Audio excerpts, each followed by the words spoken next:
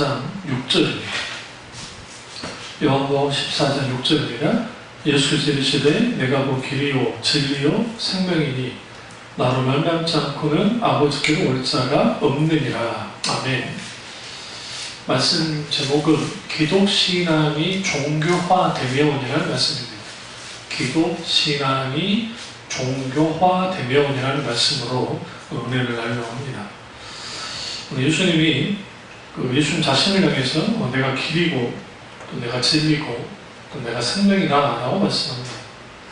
우리 예수님의 이 말씀들은 복잡하지 않습니다. 아주 명쾌합니다. 왜 명쾌하냐면 그분이 살리신 하나님의 아들이시고 그리고 무엇보다 중요한 것은 인격체신 하나님이시기 때문에 그분 자신이 길이시고 그분 자신이 진리시고 그분 자신의 생명이라는 이 말씀이 아주 소중하고 굉장히 중요합니다. 문제는 이런 진리가 있는 기독신앙을 가지고 있지만 여기서 신앙의 본질을 떠나면 기독교는 급격하게 종교화됩니다. 기독신앙이. 이것은 기독교 역사 일례로 제가 쭉 살펴드릴 텐데 어떻게 종교화 과정을 겪는지를 볼 필요가 있습니다. 그리고 그 종교화 과정을 통해서 여전히 지금도 힘을 발휘합니다. 왜냐하면 그들이 가지고 있는 기득권 때로는 어떤 건물 또 이걸 이제 굳이 표현하면 인프라라고 하는데 인적인 인프라든 또 돈이든 어떤 것이든 그런 걸 통해서 이제 영향력들을 이제 끼칩니다. 우리 초대교회로 이제 가보시면 초대교회의 시작은 예수 그리스도의 십자가로 시작됩니다. 예수 그리스도의 십자가의 죽음 그리고 오순절날의 성령의 강림을 통해서 교회가 탄생됩니다. 그런 의미에서 교회의 탄생은 예수 그리스도의 피로 인해서 탄생됩니다. 그러니까 우리는 많은 사람들이 교회의 출발을 이제 오순절로 봅니다만 맞는 겁니다. 왜냐하면 성경에 오순절날 성령이 임하시고 그 다음에 예루살렘 교회가 탄생됩니다. 이때 예루살렘 교회는 가정교회로 이제 시작되는 거예요. 마가 요한의 집에서 다락방에 우리가 생각하는 다락방 생각하면 안 된다 했죠. 큰 회랑에 사람들이 모여서 기도하다가 성령이 강림하시고 초대교회가 거기에서 이제 탄생됩니다. 그러나 초대교회의 탄생은 사실상 예수 그리스도의 이 핏값에 의해서 이제 탄생됩니다.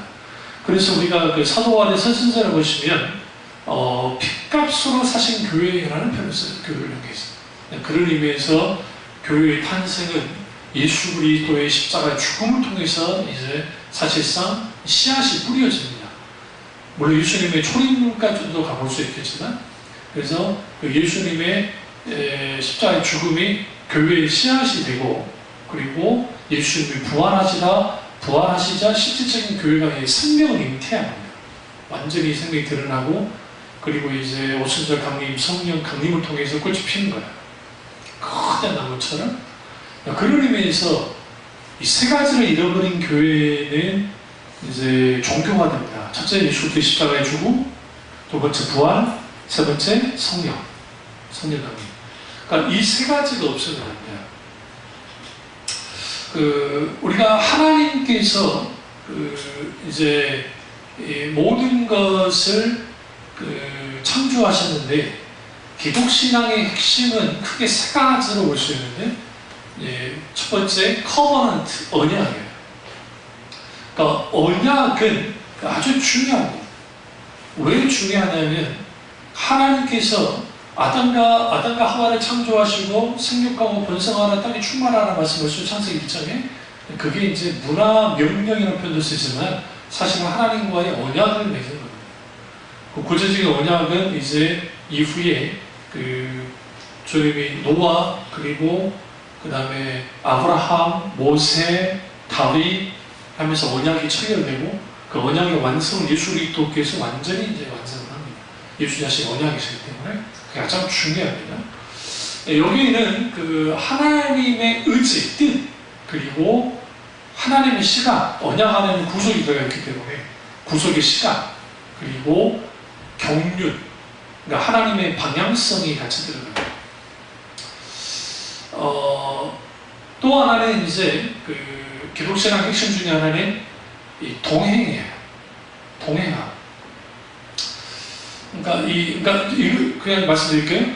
그 하나님 언약, 동행, 그다음에 경륜, 오이코노미아, 그다음 에타하라크, 우리가 잘 아시는 그 동행, 그리고 언약은 베리트라고 해서 히브리어로 이게 이제 맺다, 관계를 맺다, 그 교류하다, 아니면 이제 계약하다, 그런 뜻이 이제 베리트라는 뜻입니다.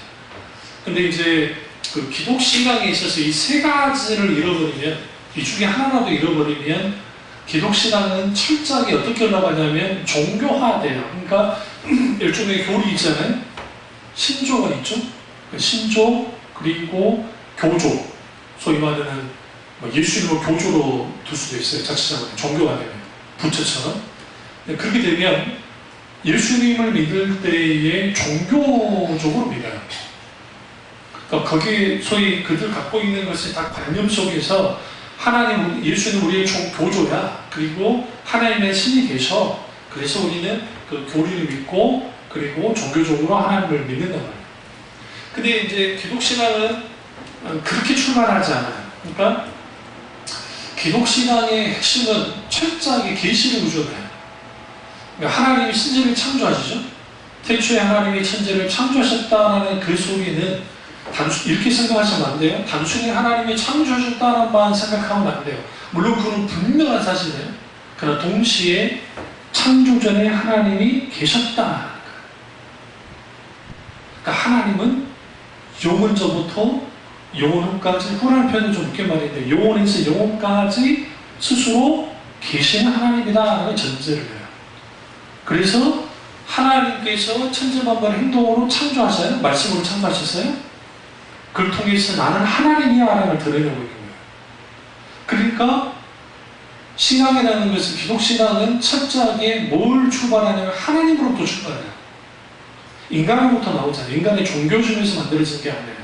근데 하나님이 크게 성경에서, 신구약 성경에서 크게 하나님께서 크게 세 가지를 드러내는데, 그게 이제 말씀드렸지만 베리트, 언약, 그 다음에 에타하라크, 동행, 그리고 그 오이코노미아, 신약에서의 그 경륜.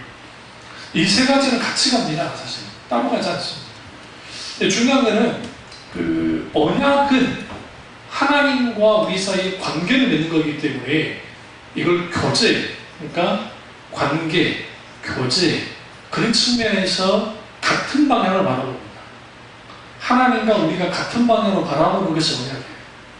쌍방으로 같이 보기도 하지만 같은 방향을 봐요. 그리고 그 방향을 해서 가는 게 언약이고, 동행도 마찬가지예요. 동행에서 가장 중요한 것은 함께 한다는 게 가장 중요해요. 근데 어떤 걸 같이 함께 하느냐? 가치 있는 것을 함께 하는 거예요. 하나님의 가치를 같이 가져가는 거예요. 그게 이제 우리가 동행입니다. 근데 그 동행 속에서도 친밀함과 중요한 게 방향성이 아주 중요해요. 하나님이 원하시는 그 방향으로 같이 가는 것. 신앙이라는 건 그거예요. 그러니까 다시 말하면 신앙생활이라는 것이 교회 와가지고 예배드리고 헌금하고 봉사하고 전도하고 하는 게 신앙이 아니에요. 그런 신앙의 의식적인 행동이에요.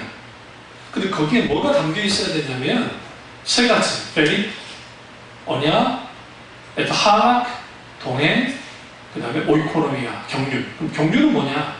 경륜은 숨겨진 하나님의 뜻 혹은 의지 혹은 계획이에요. 에베소서에 잘 말씀드리고 있습니다. 그러니까 하나님의 의지가, 하나님의 뜻이 이 세상에 주어지는 거예요. 우리는 그를 알고 따라가는 거예요. 그 하나님의 경륜이 이루어질 때는 뭐가 함께 하냐면 섭리예요. 섭리.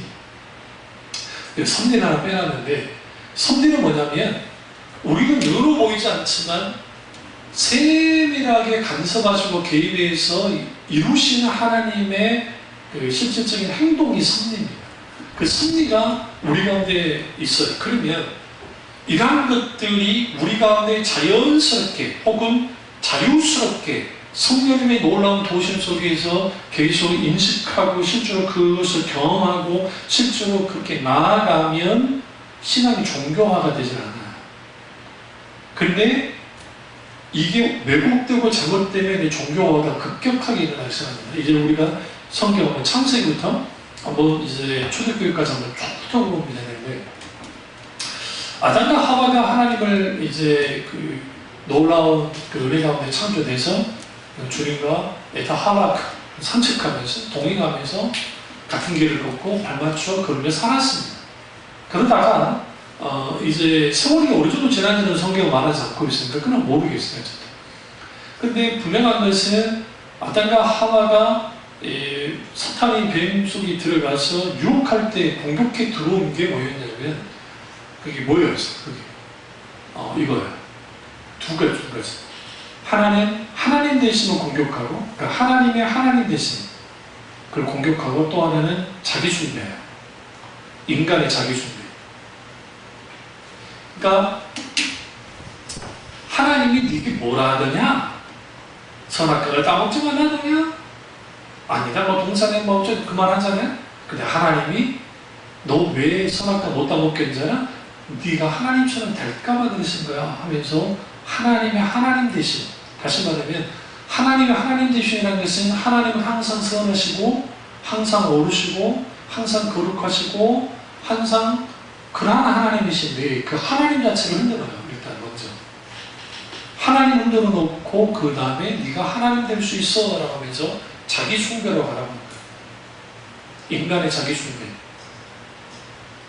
보세요 여러분, 세상에 무수한 신들이 많아요. 그 불교, 뭐 이슬람, 그 다음에 뭐 힌두교, 일본의 뭐 천안 숭배, 신토이즘, 신사, 또 샤머니즘, 어떤 것이든. 근데 이 모든 것은 인간을 중심으로 해요. 내가 중심이야 사실. 인간이 자기를 도와줄 수 있는, 혹은 자기에게 도움을 주고 힘될 수 있는 존재를 인간 스스로가 투사해서 만들어낸 거예요. 자기를 위한 대용품이에요, 그 신이라는 게. 다만 그 신을 굉장히 떠받들게 하는 것은, 그 신이 어쨌든 뭐예요? 로마서 1장에 하나님의 신성을 버러지와 사람의 형상으로 만들었다 했잖아요. 그러면서 그것을 이제 담는 거예요. 그런데 결국은 신이 누구에서 잘못되냐면 인간이야. 인간이 정성을 다해서 기도를 한다든지 정성을 다해서 뭐를 하면 신이 기뻐해가지고 해주고, 아니면 벌 주고 하는 일종의 자기에서 결정이 되는 거예요. 인류의 과정이. 첫 번째 그런 종교화가 있고, 또 하나는 운명론이에요.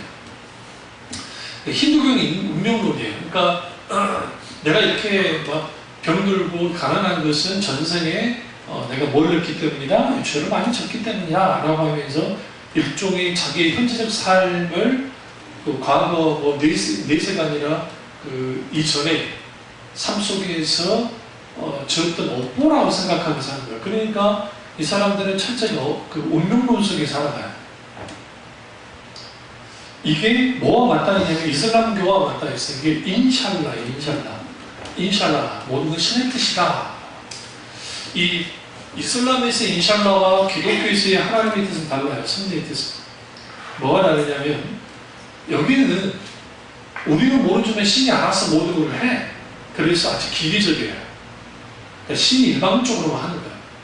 그러니까 자기들 그 뜻은, 인간이 신의 뜻을 알 수가 없으니까 이게 어떤 일이 벌어질 때 알 수 없다고 한다면 다 신의 뜻이야. 그러니까 신의 뜻이 하면서 인샬라 한다고요. 어떤 보면은 참 믿음이 좋은 것 같은데 편해요. 왜 편하냐면 어떤 일을 벌어질 때, 그러니까 실제로 그러잖아요.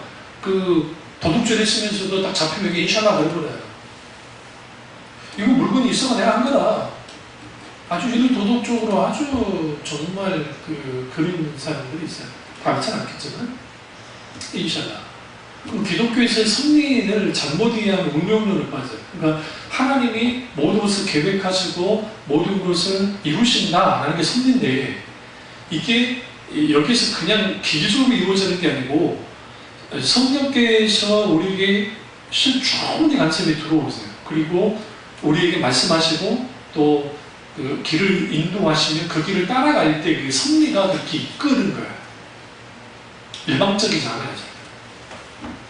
그러면 아담과 하와가 타락했을 때 이미 종교는 탄생했어요. 그게 인간 종교예요. 자기 숭배, 인간 숭배. 그래서 인간 숭배가 종교예요. 보세요. 그러면 우리는 종교하면 무슨 생각을 하냐면 종교하면 막 신이 있어야 돼요. 그죠? 뭐 신상이 있고 하면 종교. 근데 그거는 보여지는 신이고 우상이고 실질적으로 신은 뭐냐면 인본주의예요. 인본주의가 종교예요, 사실. 인간이 중심이 되는 모든 것들, 일들의 모든 행동들, 모든 문화, 이게 뭐야? 종교예요. 왜? 하나님을 대신해서 자기가 신적인 존재가 되는 거기 때문에. 요즘 흔히 쉽게 크리스찬들도 그게 쉽게 쓰는데, 야구 잘하면 야식 그러잖아요. 그렇죠? 축구 잘하면 뭐 축신, 예를 들어. 뭘 잘하면 뭐, 거기다 신을 붙여주잖아요. 그걸 무분별하게 기독교인들도 사용하는데, 그건 정말 어리석은 짓이에요. 그러니까 여러분, 우리가 소위 연예인들이고 누구 스타라는 표현을 쓰잖아요. 스타 해놓고 팬. 근데 이게 좀 종교화돼가지고 마치 막 자기 우상 이러잖아요. 엄청난 큰 우상. 이런 인간의 모든 것들, 인간은 기본적으로 뭡니까? 자기가 이루지 못한 것을 투사해서 어떤 존재를 통해서 대리 만족을 누리려고 하는 그런 것들이 있어요. 그걸 만들어낸다는 거예요. 그게 아담과 하와부터 시작됩니다. 그리고 이제 가인이 아벨을 죽이고 난 다음에 본격적으로 뭐가 시작되냐면 일종의 종교화가 시작되는데, 우리가 이제 창세기를 읽다가 우리는 좀 에녹이 노땅으로 추방당하잖아요. 에녹이 아니라 가인이. 그러면서 거기에 성을 쌓다고 하니까 우리는 이제 이렇게 생각해. 그냥 성만 쌓나 보다 라고 하는데, 그렇게 생각하면 안 돼요. 이 성을 쌓는 행위는 우리 만해산이라든지, 그리고 뭐 남미의 고원지대에 있는 뭐 마추픽추든 기타 등등 뭐 아지트 문명이든 이집트든, 이집트 같은 경우는 왜 이렇게 높이 쌓을 수밖에 없으냐면 그건 산이 없잖아요. 산이 없잖아요. 그러니까 막 쌓는, 일종의 쌓는 행동이 성을 쌓는 행동이기도 하지만 또 하나는 뭐냐면 그게 일종의 자기의 신이 돼요. 자기 지켜주니까. 그래서 이집트 아테네 파르테논 신대 신전 보시면 그 기둥이 막 이렇게 있거든요. 그 기둥 하나하나가 신이에요. 신의 상징. 사실. 그러니까 사실상 하나님을 떠나면 인간은 급격하게 뭐하게 된다? 자기 종교화에 빠져요. 그러니까 가인이 타락하게 된 이유는 하나님께 예배드리다고 그러죠. 일종의 제사들. 근데 자기 마음에 틀어졌어요. 종교적 질투를 가지고 죽였단 말이에요. 그러는 다음에 하는 행동이 회개하고 돌이킨 게 아니라 자기 성을 쌓다. 그러면서 일종의 자기를 보호해줄 수 있는, 대체해줄 수 있는 신이 필요한 거예요. 그래서 여러분, 이렇게 말합니다. 무신론은 없어요, 일단 이 세상에. 절대로 무신론이 있을 수가 없어요. 왜 있을 수 없냐면, 자기가 무신론자라 할지라도 돈이 자기의 신이 되기도 하고, 명예가 자기의 신이 되기도 하고, 이 모든 인간은 기본적으로 종교성까지 그렇게 돼버려요. 그렇게 쭉 내려오죠. 그러다가 아벨의 이제 셋의 후손과 가인의 후손들이 이제 셋이 에노스를 낳자 하나님 이름을 불러요. 그러니까 이제 그때 말 그대로 이제 하나님을 믿는 진정한 그런 신앙이 이제 세워진 겁니다. 참 신앙이. 가인을 통해서 세상이 이제 흘러가는 것이죠. 그러다가 이게 통합된 거예요. 하나가 되는 거예요. 왜 하나가 되느냐? 여기는 가장 중요합니다. 이게 이제 환경적인 요인도 있을 것이고 문화적인 요인도 있을 것이고 기타는 요인이 있겠지만, 분명한 것은 뭐냐면 이렇게 말하잖아요. 사람의 딸들이 아름답다라는 표현입니다. 이 표현이 뭘 의미하냐면, 소위 하나님을 믿는다고 하는 사람들이 그렇게 살아갔는데 딱 세상을 보니까 세상이 너무 잘 나가는 거예요. 너무 잘 나가는 거. 그리고 아름답다는 말은 그만큼 굉장히 매력적이라는 거잖아요. 세상 것들이. 인간의 타락한 본성은 그렇게 느껴요. 그러니까 매력적이니까 거기에 이끌려가는 거예요. 뭐에서 벗어나면? 신앙의 본질에서 벗어나버리면. 말씀드렸죠? 아직 아담과 하와 할 때는 베리트, 원형만 있었어요. 물론 거긴 보이잖아. 하나님 오이코노미아 분명히 있었고 다 할라크도 있었어요. 그 아직은 계시가 명확하지 않았기 때문에 어쨌든 그렇다 할지라도 그 시기가 그렇게 된 거예요. 그러니까 여기 일종의 종교 혼합화가 일어났고, 그래서 기독신앙이, 그러니까 하나님을 믿는 신앙이 어떻게 됐어요? 종교가 된 거예요. 그리고 그들이 하나님의 심판을 받고 뭐합니까? 흩어집니다. 흩어졌는데 이제 문제는 뭐냐면, 흩어는 졌는데 여기서 다시 한번 신앙이 종교화되는 거예요. 그러니까 홍수가 끝나고 난 다음에 노아가 나와서 가장 먼저 한 게 뭐예요? 하나님께 제사를 드렸다. 이때 하나님이 언약을 다시 하세요. 다시 생육하고 번성할 거라는 언약을 체결하신다. 그걸 통해서 이제 신앙이 바로 섰는데 셈, 하벳, 야벳 누구 할 것 없이 급격하게 타락해버려요. 번성한 것 없이. 급격하게. 그리고 만들어낸 결과물이 뭐예요? 바벨탑이에요. 그러니까 우리는 바벨탑만 생각하는데 바벨탑만 생각하면 안 되고요. 바벨 지역의 도시와 탑을 쌓다라고 생각을 합니다. 일종의 먼저 도시를 만들었어요. 큰 도시가 만들어졌어요. 그리고 그 중앙에 뭐가 세워졌냐? 바벨 탑이 세워졌어요. 그러니까 우리는 성경을 볼 때 그냥 뜨문뜨문 보니까 탑에만 집중해요. 근데 탑에만 집중하면 안 돼요. 이렇게 말했던 학자들이 있어요. 신앙의 타락은 사실 도시화로 인해서 일어난 거다라고 말하는 분도 있어요. 왜 도시화를 통해서 일어나느냐? 사실상 도시화되면 착한 인간들이 다 들어오죠. 거기에 소위 말하는 죄를 지을 수 있는 요소들이 다 들어오고. 그래서 아우구스티누스가 무엇을 경계했냐면, 하나님의 도성이라는 그 책에서 하나님의 도성과 사탄의 도성이 있는데 보이지 않는 그 도성이 있단 말이에요. 세계가. 이 두 세계가 충돌한다 이거 계속. 충돌하는데, 그러니까 하나님의 도성에 십자가의 복음이 그리고 정말 하나님 나라의 복음이 확장되어져 실제로 있으면 이 사탄의 도성이 힘을 발휘를 못해요. 이걸 누가 만드느냐? 예수님이 이 땅에 오셔가지고 예수님의 사도들이 있을 때 실제로 이런 일을 벌였어요. 그래서 사탄 쪽이 힘 발휘를 못한다고 계속 밀려나기 시작해요. 그래도 사탄은 계속적으로 공격해 들어와요. 그러면서 하나님의 도성과 사탄의 도성이 싸워요. 계속.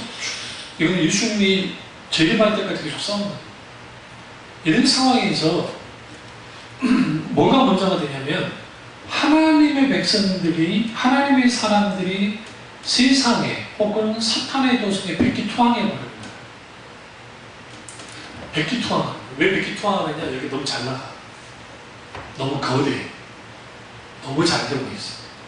그러니까 백기투항해버려요. 그런 일을 얘가 성경에 쭉 잘 나와요. 보면. 그럼 이제 노아까지 갔으니까 노아 때 셈한 야벳 하면 신앙이 무너져버렸단 말이에요. 그리고 데라까지 세 명 우선 중에 데라까지 내려오는데 데라가 우상장이에요. 아브라함이라는 존재가 있었습니다. 그때 하나님이 찾아오십니다. 아브라함이 특별했기 때문에 주님이 찾아왔을까? 그건 모르겠어요. 근데 분명히 하나님이 찾아오셨어요. 먼저 찾아오셨어요. 그리고 난 다음에 갈대어머니를 떠나라. 그리고 갈 바를 하지 못한 그가 나옵니다. 여기로부터 뭐가 시작되냐? 진짜 이제 믿음의 계보가 이제 드디어 시작되는 거예요. 실제적인 계보. 아브라함부터 예수님까지 지금까지 한 번도 믿음의 계보가 끊어진 적은 없어요. 소수라도 남은 자들이 버텨줬기 때문에. 무슨 말인지 아시죠? 소수라도 남은 자들이 있었기 때문에 계속 끊어지지는 않았어요. 지금까지 흘러 내려오는 거예요, 계속. 그러면 아브라함의 계보의 가장 중요한 인물이 누구예요? 이삭이에요? 이스마엘이 아니에요?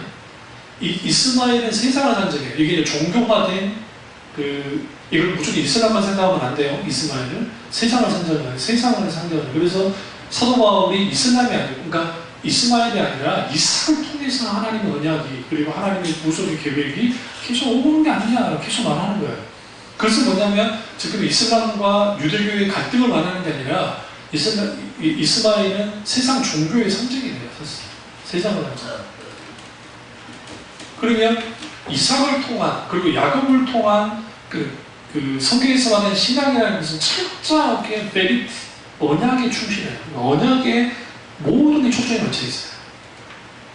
그리고 그 언약에는 반드시 하나님의 계시가 함께 있었고, 그리고 거기에 하나님 함께 하시죠. 그 대표적인 요셉이에요.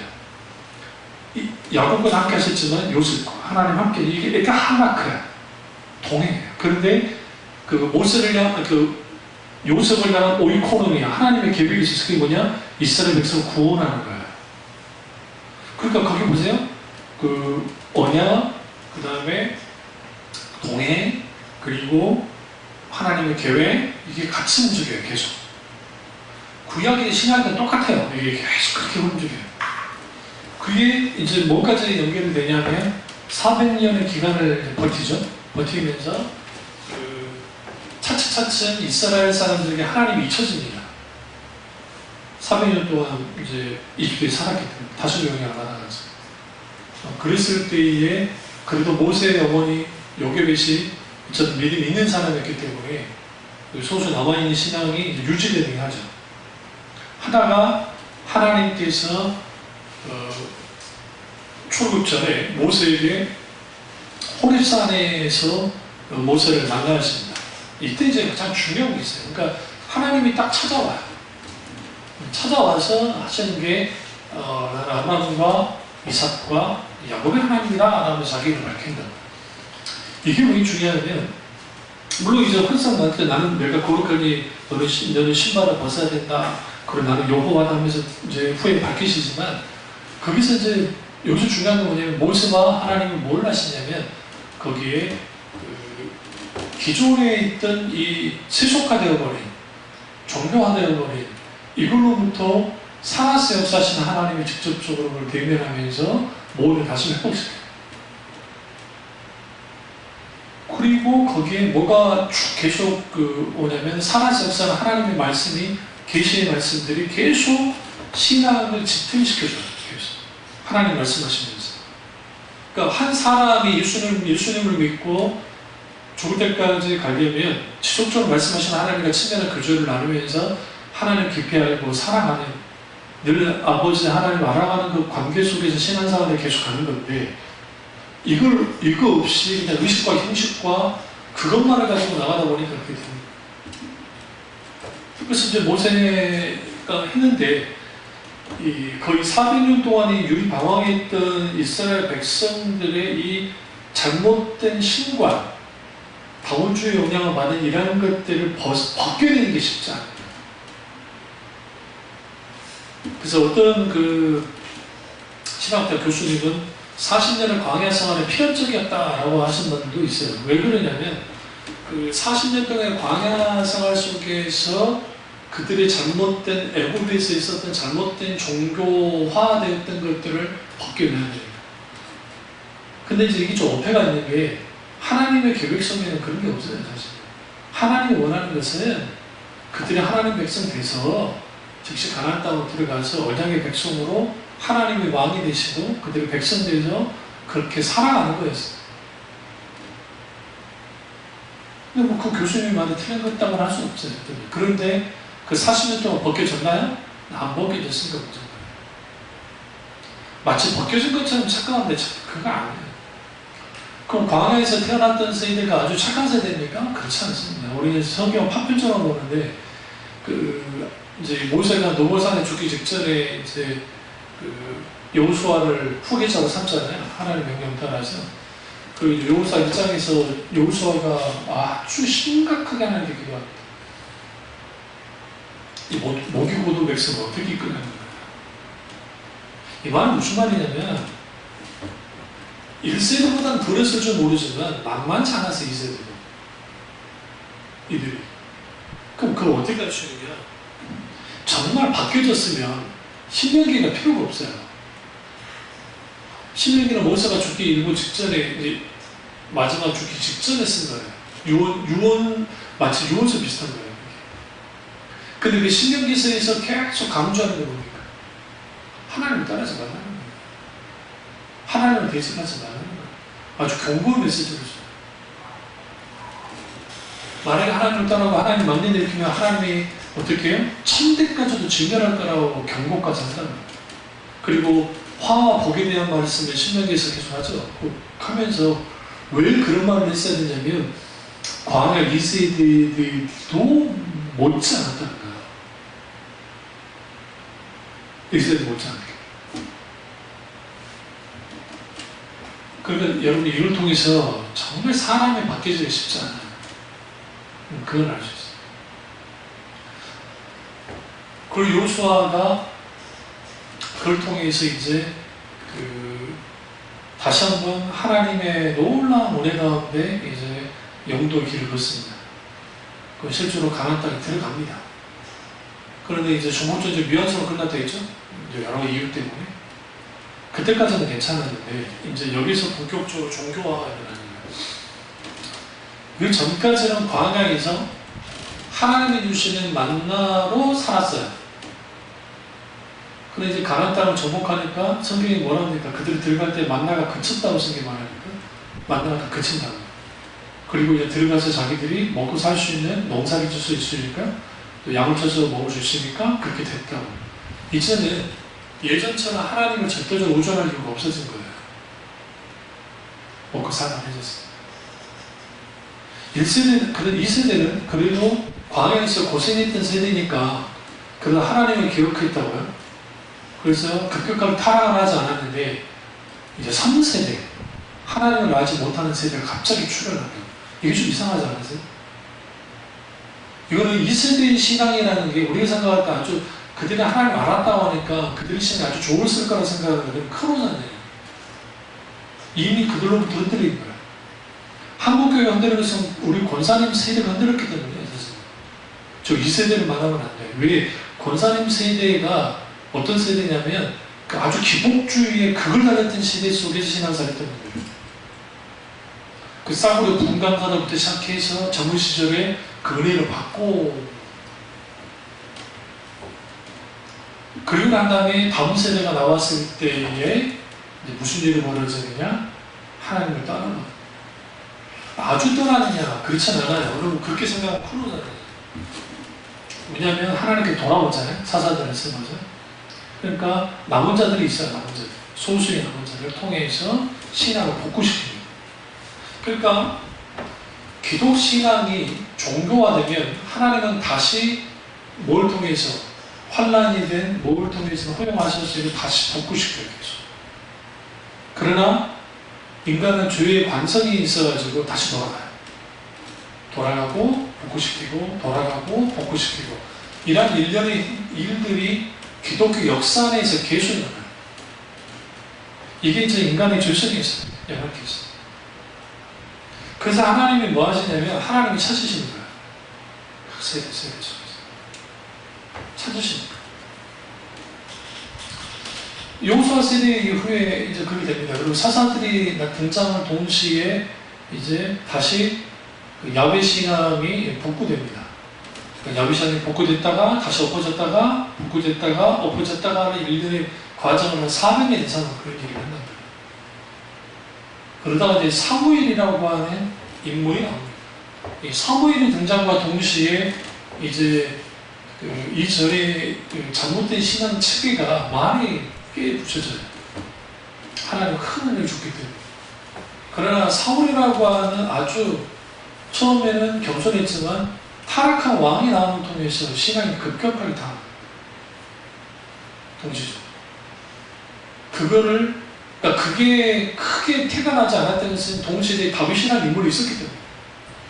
동시대에. 그러니까 이렇게 생각하세요.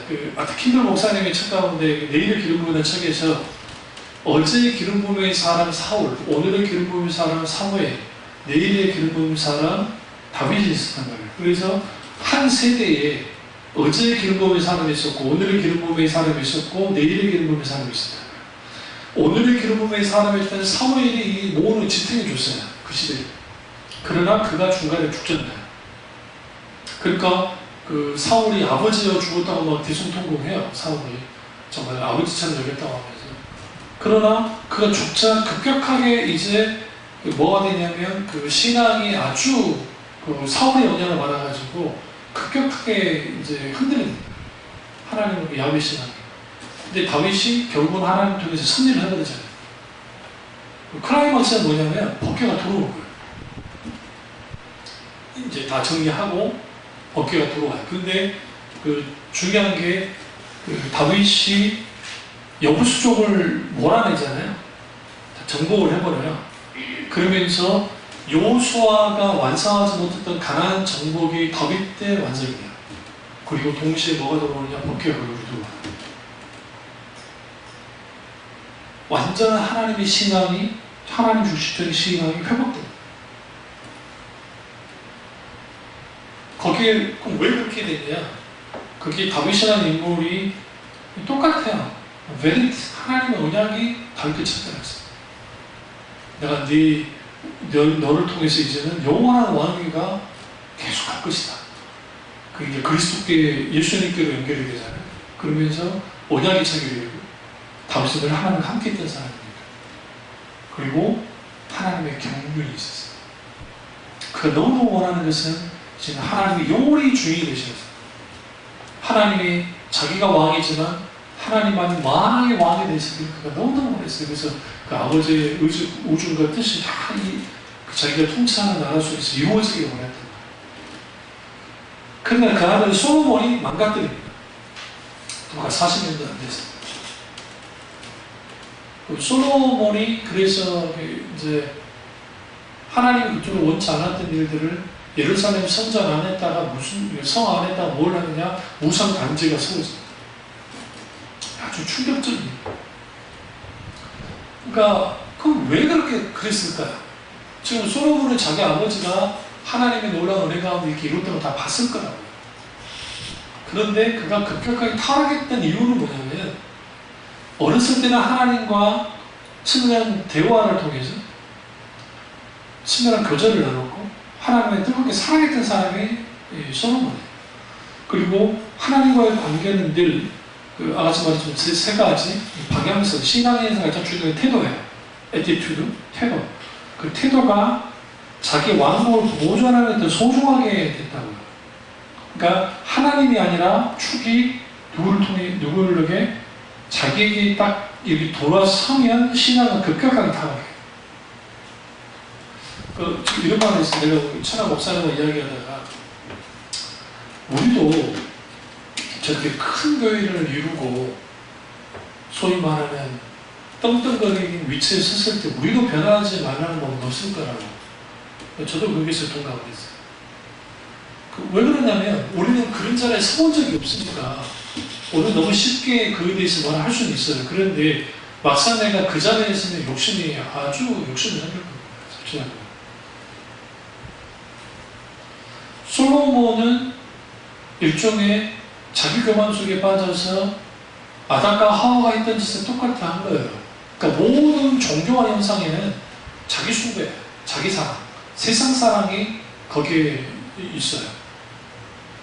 그래서 기독교가 종교화되면 철저하게 세상 사랑과 자기 사랑과 이게 절대로 내려지지 않아요. 같이 가요. 그게 뭐 개혁주의 아니라 그게 뭐 야구수 철거의 야구수파 아니라 뭐가 되고 다 똑같아요. 그게 돼버려요. 그럼 왜 그러냐면 지속적으로 말씀 가운데 성령을 통해서 자기 갱신이 이루어지지 않으면 계속 갱신. 그러니까 기독교의 특징은 자기 갱신. 계속 갱신돼요. 이걸 조금 더 개인적으로 들어가면 회심의 사건이 자주 일어나요. 중세는 우리가 딱 한 번 일어나는 거예요. 구원받을 때. 모르게 하는 다시 태어나는 거예요. 그러나 회심의 사건은 반복적이에요. 반복적으로 주님께 돌이키고 회개하고 다시 회복하는 일들이 일어나야 되는데, 이게 과거에는 하나님 은혜가 있을 때는 그런 일이 벌어졌는데 오늘날은 그런 일이 거의 일어나지 않아요. 그러니까 당연히 신앙이 뭘로 올라가냐면 종교화 될 수밖에 없어요. 종교화. 이게 잘 나타나는 게 소위 말하는 연예인들, 크리스찬들이 이런 식으로 하나님만을 믿어요. 입결치신 하나님과 그런데 이거 아셔야 돼요. 그들과 그들 중에 하나님 경험, 소위 종교적인 경험은 있어요. 그러니까 그 하나님을 경험할 때는 성령이 하셨을 줄도 몰라요. 근데 문제가 뭐냐면 그 경험이 중요한 게 아니라 이후에 만들어지는 신앙의 틀이에요. 틀. 신앙의 틀은 뭐냐면 말씀과 성령의 조화 가운데 신앙의 틀이 만들어져야 됩니다.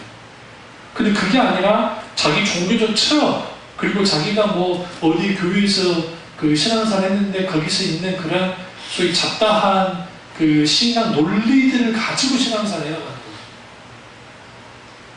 그러니까 하나님의 말씀과 성령의 토대 위에 신앙이 서면 괜찮은데, 그렇게 안 되면 급격하게 어떻게 되냐면 자기식으로 하나님을 믿어.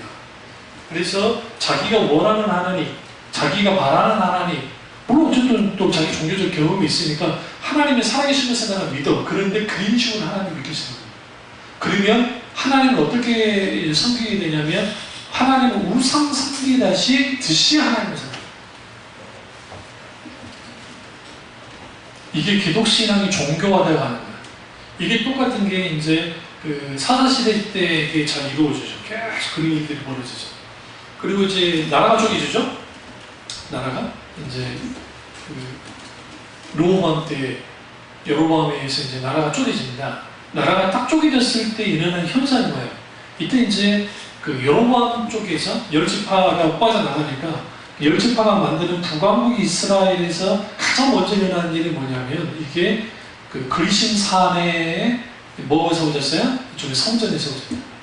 그 이유는 뭐냐면 이스라엘은 어쨌든 이제 절기 때마다 예루살렘을 가야 되니까 이게 전통화 됐잖아요.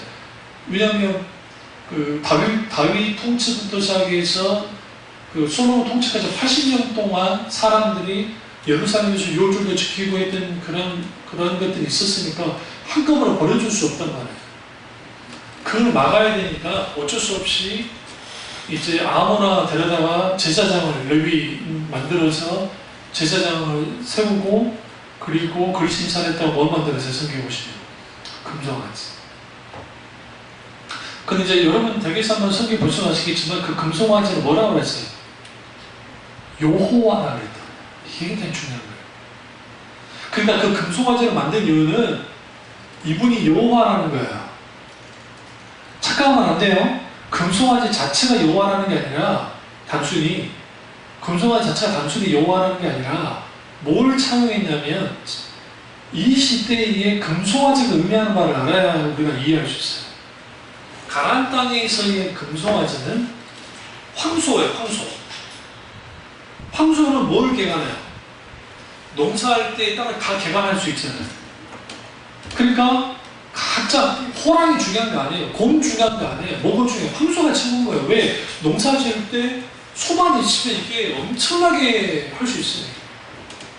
근데 거기에 금물했다는 것은 뭐냐면 그만큼 농사의 신인 바알, 그리고 거기 아세라 신이든 그게 다윗 때 다 꽤 부서진 듯 했는데 이게 명령을 유지하면서 쭉 나타나는 거예요. 그래서 뭘 결합시키냐면 이 여로보암이 토착신이었던 바알을 부활시킨 거예요.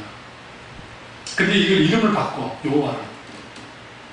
그러니까 여호와는 여호와인데 농사를 잘 짓게 해주고 풍요를 가져다 주는 하나님으로 만들어내는 거예요. 근데 그들이 부를 때 이분은 누구예요? 여호와야. 모양은 금송아지지. 그분 뭘 상징합니까? 부를 상징하죠. 권력을 상징하고. 이런 분이야. 그러니까 성경에 열지파 사람들이 그대로 거기에 쏠렸다. 그들을 믿었던 거예요. 근데 그들 중에 누가 있어요? 여러분, 그 서신서에 거의 9할이 북이스라엘에서 활동한 선지자들이에요. 남유다는 거의 1%도 안 돼요. 1%밖에 안 돼요. 근데 굳이 따지면. 그 이유는 뭐냐면, 당연히 하나님이 어디로 선지자를 보내겠어요? 타락한 사람들한테 보내겠죠. 그러니까 북이스라엘 출신 선지자가 활동하기도 하지만 심지어는 남유다 출신 선지자가 가서 활동을 해요. 그러니까 선교당하는 거예요. 거기서 피를 흘리는 거예요. 죽는 거예요. 오늘날 한국교회가 왜 이렇게까지 무너졌냐면 다 제사장적인 목회만 해요. 제사장적인 목회라는 표현은 뭐냐면 보듬어 주고 위로해주고 오냐 해주고 그런 목회만 한다는 거예요. 뭐가 사라졌느냐? 목사의 사역 속에는 제사장적인 사역도 있지만 그게 선지자적 사역도 있는데 선지자적 사역은 포기했어요. 어디에 있어요? 다른 나라에 있어요. 설교에서 빠져버립니다.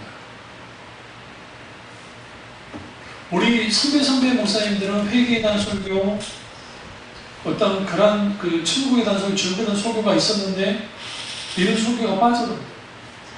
빠져버리니까 이제는 더 이상 뭐예요? 먹혀들지 않는 거예요. 오냐 키워놨더니 버르장머리 없는 아이가 되는 것처럼 일종의 버르장머리 없는 교인들이 나오는 거예요. 오냐 해주면 가만히 있어요. 그러나 아니 나온다. 그러니까 수틀림의 목사 앞에서도 이 새끼 저 새끼 해요. 오늘날 교인들이 응? 할 말 못할 말 해요. 왜 그러느냐? 하나님 인식이 없어요. 또 말씀드릴까요? 하나님 두려움이 없는 거예요. 왜? 오냐 키워나가죠.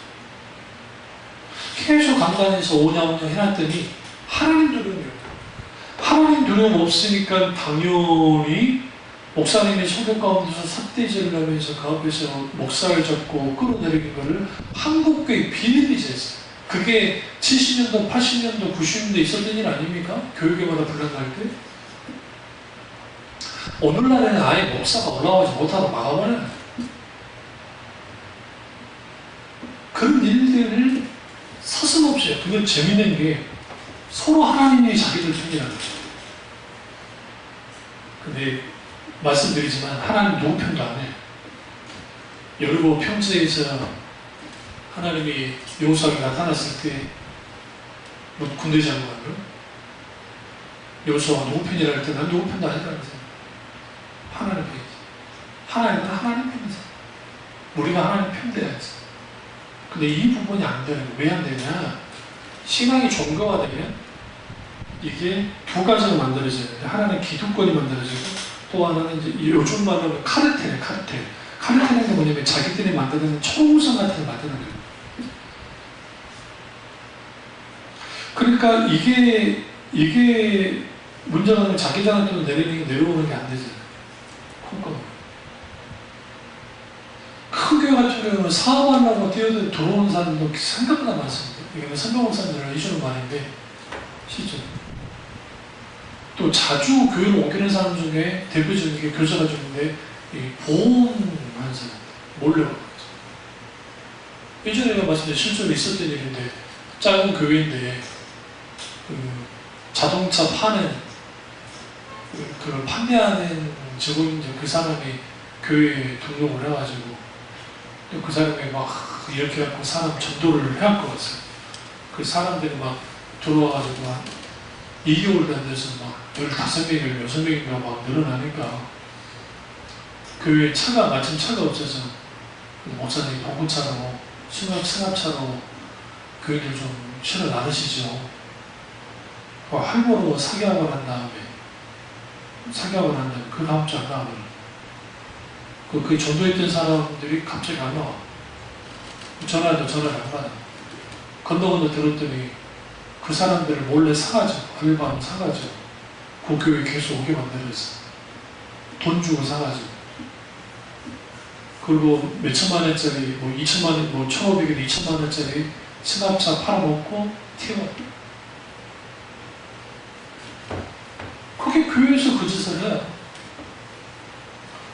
그러면 그 왔던 그 사람이 하나님을 믿는 사람이냐? 절대로 하나님을 믿는 사람이 아니에요. 수단으로서. 신앙이 종교화되면 가장 근본적으로, 그러니까 가장 근본적으로 나타나는 게 하나님을 수단화시켜요. 그러니까 하나님은 자기를 위한 수단이에요. 목적되지 않아요. 하나님이 유일한 이유가 되지 않는다. 그러니까 예배도 별거 아닌 거야. 다른 교회 가면 되지 뭐. 이런 사람들이 제대로 신앙생활 할 수 있느냐? 절대로 못합니다. 인격체가 하나님을 만날 수가 없어요. 그러니까 영적으로 빈익빈 부익빈 현상에 빠지는 거예요. 계속. 한쪽은 영적으로 하나님의 놀라운 기업을, 놀라운 유업을, 놀라운 은혜를 얻기 가지만 한쪽은 계속 줄어드는, 이제 그러지 못하는데 그게 대다수가 돼요. 대다수가 되니까 우리는 민주주의 사회 속에 있잖아요. 공화국 가운데 민주주의 사회 속에 있잖아요. 그 분위기가, 그러니까 그런 분위기가 오히려 뭐는 거요? 옳은 것이 되버려요. 그리고 많은 것이 옳다. 가진 게 많으면, 수가 많으면 옳다는 생각을 하잖아요. 많은 사람이. 그러니까 큰 교회, 어떤 소매 큰 교회, 그런 교회에서 그렇게 되면 그게 옳은 것이 되면 그게 진리가 되버려요.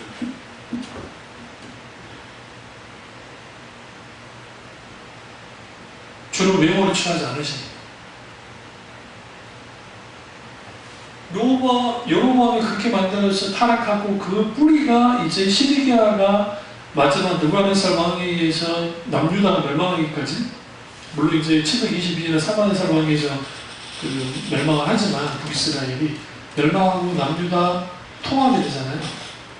사람들, 그 포로 아자파 같은 사람들이 와서 그때 만들어진 게 소위 성전신앙이에요. 그때 히스기야 때 하나님이 사마네살을 물리치잖아요. 하나님의 천사받아가지고. 그래서 성전 중심의 신앙이 돼요. 그 성전 중심 신앙이 뭘로 변제되냐면 이제는 성전이 있으면, 그러니까 하나님의 법궤가 성전에 있으면 불패, 우리는 절대로 패하지 않는다. 그래서 그들이 마음으로 하나님을 떠났고 실제로 행동을 하나님을 떠나요. 의식과 형식이 신앙의 본질을 대체하는, 그렇게까지 타락 속에 들어가 버려요. 그런 속에서 있다가 하나님이 누구를 들었어요? 느부갓네살 왕을 들어서 남유다를 이렇게 부셔버려요. 그걸 멸망을 해요. 멸망을 해도 깨닫지 못해요. 이번에 그 이슈타르 문이 그 바벨론에, 그 이라크 바벨론에 이슈타르 문이 이제 그 문화유산으로 됐거든요. 그 이슈타르 문 보시면 그 파란색으로 아주 예쁘게, 그 이슈타르 문을 보고 나폴레옹이 프랑스 파리의 개성문을 만드는 거예요. 이제 이슈타르 문보다 훨씬 크게 만들었어요. 근데 그 이스라엘 사람들을 잡아갈 때 기록을 보시면 그 사람들을 이슈타르 문을 딱 통과해 들어가면 어마어마한 바벨론의 그 어마어마한 도시가, 거대한 도시가 나와요. 그리고 지금 사라졌지만 공중정원이라는 말 들어보셨죠? 그 진짜 누가 사냐? 공중정원이 그 안에 또 있었고. 그럼 이제 뭐 다 그 착고도 막 해가지고 막 잡혀 들어가잖아요. 그러다가 이슈타르문을 보자마자 충격을 받아요. 이스라엘 사람들이 잡혀가다가. 왜 충격을 받냐면 너무너무 아름다워요. 또 그 시대의 사람들의 관점에서 너무 거대한 거야. 그 건축물. 예루살렘 성과 그러니까 성전, 예루살렘 성전과 이슈타르문을 딱 비교해, 그러니까 문만 비교해 봐도 비교가 안 돼요. 그러니까 무슨 일이 벌어지느냐? 포로로 잡혀갔던 그 90% 이상이 이제는 바벨론 신 마르둑 신을 섬겨요. 그들이 다 타락했고 남아있는 유다인들, 그러니까 유다 지파 사람들 중심으로만 버텨요. 그래서 후에 유대인이란 말이 거기서 나온 거예요. 유대인이란 말이 유대인으로 되는 거예요. 주라는 게. 주스라는. 근데 그 유대인 일파들이 그들의 신앙을 고수하기 위해서 그들이 그 간직했던 게 뭐냐면 다윗 신앙. 철저히 다윗 신앙. 그래서 그 다윗 신앙을 가지고 버틴 거예요. 그러면 종교화됐어요. 그러다 꽤 부서졌어. 살아있는 신앙이 나온 거야. 포로기.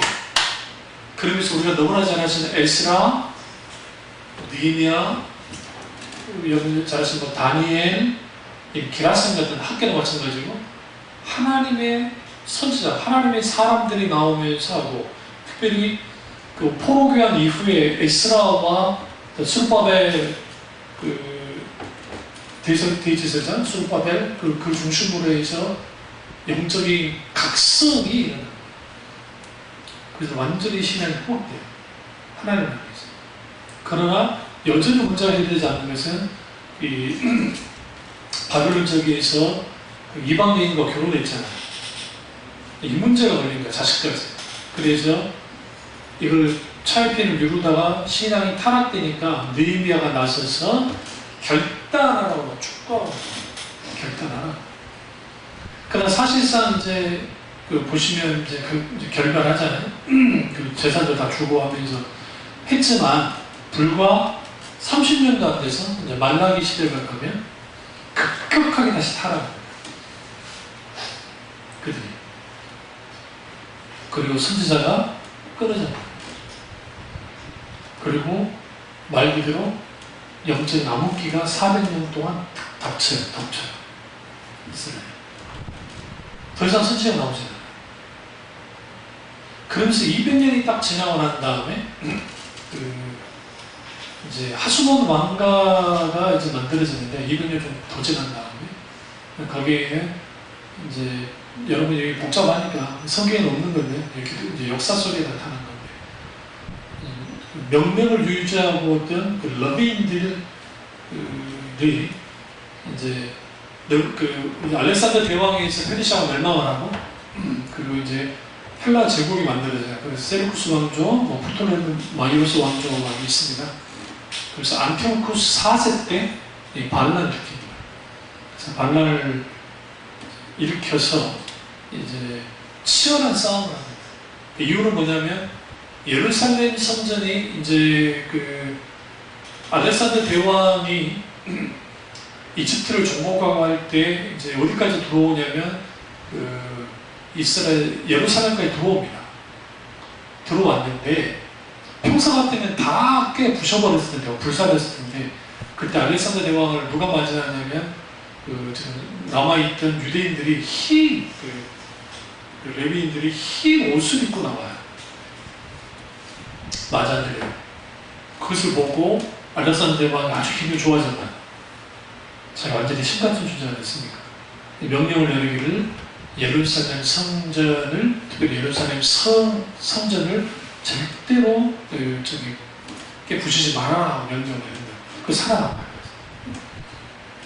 그랬는데 알렉산더가 너무 빨리 죽잖아요. 빨리 죽으니까 이후에 네네 왕이 왕국을 차지하는데 세르쿠스 왕조 안티오쿠스 4세 때 유대인들을 핍박하면서 예루살렘 성전 안에서 돼지 제사를 지르는 그리고 그 성전에 있는 그 기물들을 다 파괴시키고 막 해버리니까 참고 있던 유대인들이 폭발을 한 겁니다. 해가지고 그들이 이제 피치를 보고 나온 게 모세오경이에요. 그래서 모세오경을 가지고 나왔어요. 그때 탄생된 게 바리새파예요. 그때 탄생된 게 우리가 잘 아는 사두개파, 바리새파, 그 다음에 이제 이렇게 나옵니다. 나오다가 그들의 출발은 나쁘지 않았어요. 제가 그 말씀을 드리려고 하는 거예요. 바리새파가 처음부터 그렇게 율법주의만 그런 건 아니었다는 말씀을 드립니다. 그들은 신앙 갱신을 위해서 타락한 이스라엘의 이 우상화된 것을 딱 깨부시고 회복하는 것으로 했는데 문제가 뭐냐면 이들이 이후에 다시 타락하게 됩니다. 신앙의 본질을 떠나서 이제 예수님 시대가 오는 거예요. 예수님 시대에 와서 예수님 뭘 깨부셔요? 잘못된 외식과 이런 가식적인 것들을 다 깨부셔버렸어요. 그 대표적인 사건이 성전 청결 사건이에요. 여러분 이 성전 청결 사건을 우리 쉽게 생각하면 안 돼요. 이게 이스라엘에서는 처음 당합니다.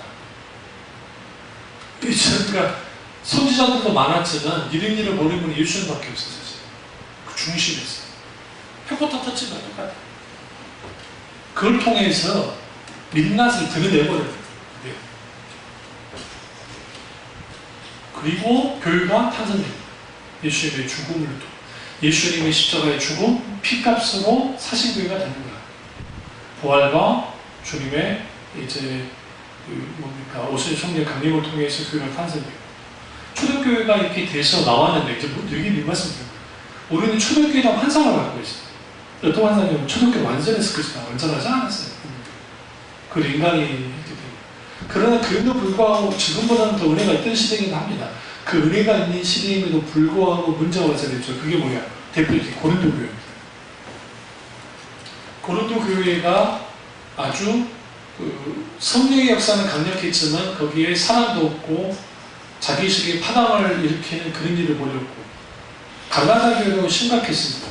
거짓 선진, 거짓 큰 자칭 큰 납비당하는 존재들이 와서 선생이라고 하는 자들이 와서 십자가의 복음을 완전히 깨부시려고 하는 일들이 벌어져요. 그러니까 사탄은 절대로 한 교회가 탄생해서 진리 안에 있는 교회가 있기를 원치 않아요. 그게 단 한 교회가 아니에요. 이 지구상에 단 하나가 있으면 안 돼. 다 맺혀있어요. 공격해 들어오는 거. 그러니까 이거에 부침이 있어요.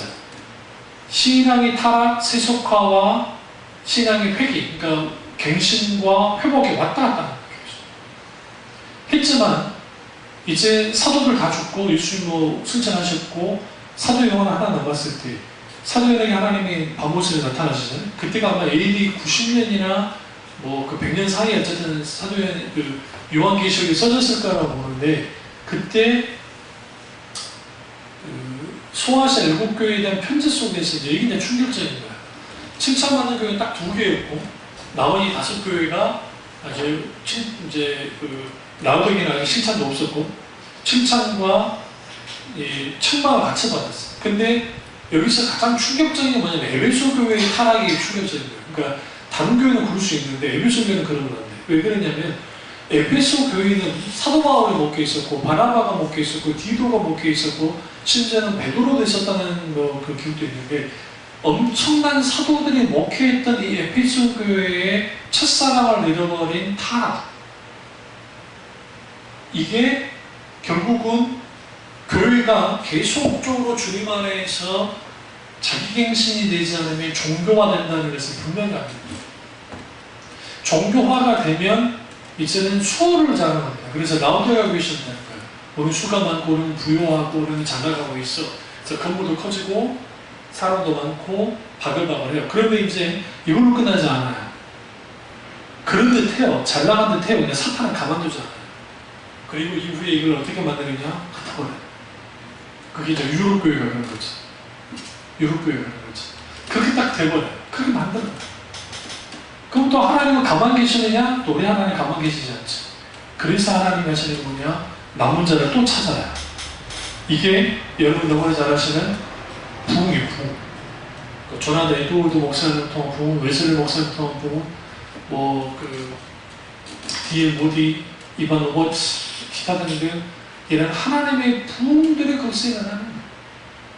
그럼 제가 오늘 이 설교하는 이유는 뭐냐면 원래 우리의 신앙의 현실이 넉넉치 않습니다.